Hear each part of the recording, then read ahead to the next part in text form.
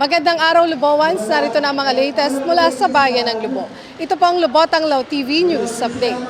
Muling namahagi ng tulong pinansyal ang lokal na pamahalaan sa ating mga kababayan. Matagumpay na naisagawa ang payout para sa Tupad program kahapon, April 18 sa Lubot Town Plaza. Pinangunahan ng mga kawani ng Department of Labor and Employment o DOLE at OFW party list ang payout para sa 206 na benepisyaryo ng nasabing programa.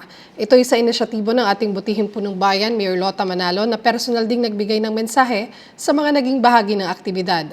Ang Tupad ay isa sa mga programa ng ahensyang DOLE kung saan layunin nitong magbigay ng tulong sa pamamagitan ng pagbibigay ng panandaliang trabaho.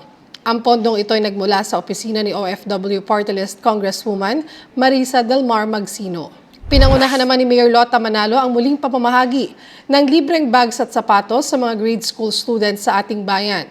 Nitong Miyerkules, April 17, bumisita ang lokal na pamahalaan sa Biga Elementary School kung saan 188 estudyante ang nabahaginan, Balibago Elementary School na mayroong napagkaloobang 204 na mag-aaral at sa Punas Elementary School kung saan 70 estudyante ang tumanggap ng handog. Ngayong araw naman ng Biyernes, April 19, tinungo ang Haibanga Elementary School na mayroong 153 na recipients at ang Nagtoktok Elementary School na mayroong 29 grade 3 to 6 students. Ang pondo sa programang ito ay buhat sa opisina ng Punong Bayan at ito ay naisakatuparan sa inisyatibo ng ating Punong Bayan, Mayor Lota Manalo.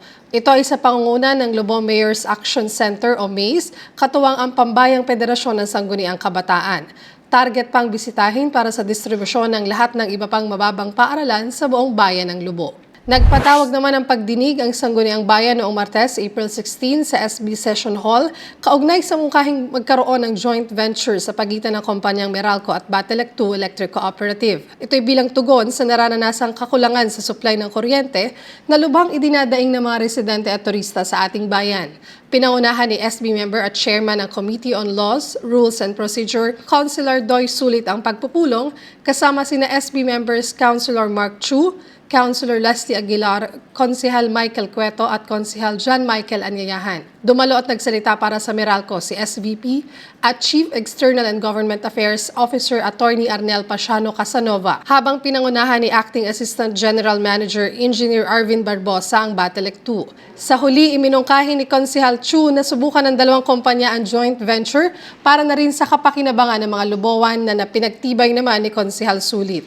Dadaan naman sa ilang serye pa ng pagpupulong ang usapin bago isapinal ang planong JV. At yan po ang mga latest mula sa bayan ng Lubo. Ako po si Angelique Atienza Romero. Muli ito ang Lubot ang Lao TV News Update.